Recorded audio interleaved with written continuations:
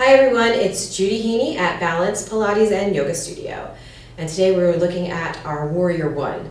Back in the day, like 20 years ago when I was training to teach yoga, I was taught it in a very specific way, and it was very linear, meaning like you put your feet here, you put your arms here, you put your legs like this, and you hold it.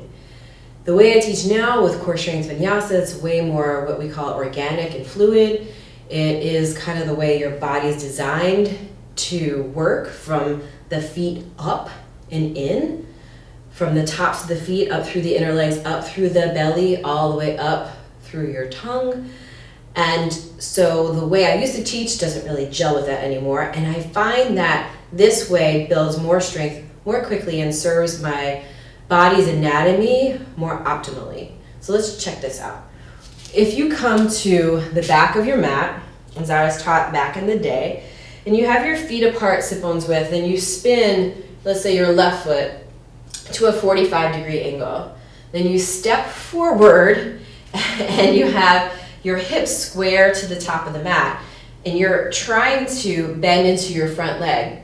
Now my back knee is pointing towards the floor and not really connected to the back foot. So if I was to bend that back leg, it's very, very jammy and tweaky in my knee and in my ankle and in my hip.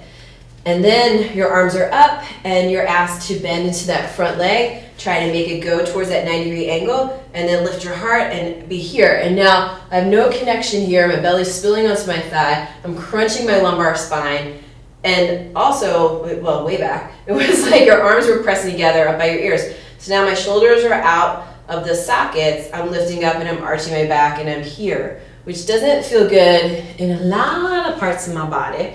And I don't prefer that, and that's not how I teach anymore. So let's see how I teach this now. Usually we come into, I would call it modified Warrior 1, given respect to the old traditional way of doing it. But now we do it differently. We'll usually come into Warrior 1 from some sort of lunge. So come to the top of the mat and draw the arms in and up, stretching and lengthening through the fingertips, igniting that deep core line. And then palms come together, bend your knees, hinge at your hips, and float down to the floor. Rise up to the little half lift, long spine. Exhale, hands on either side of the front foot. We'll step that left leg back.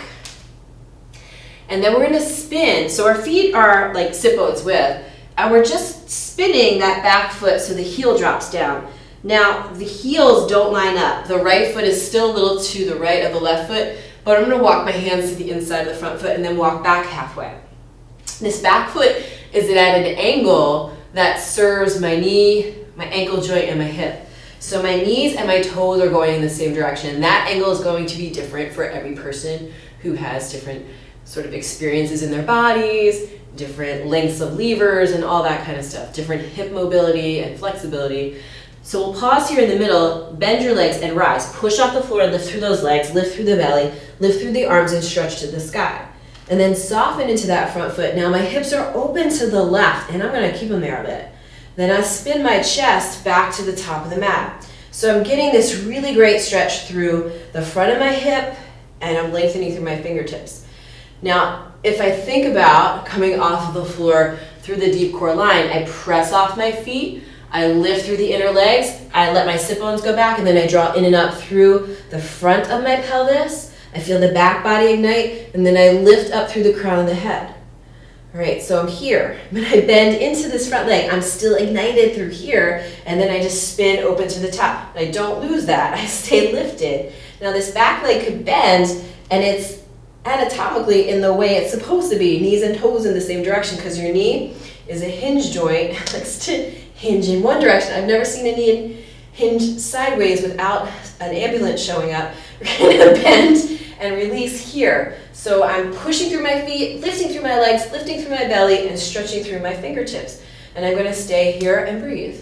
And this is our modified Warrior 1, which is gonna serve you more than trying to keep your foot at a certain angle in a certain way and just stepping into it.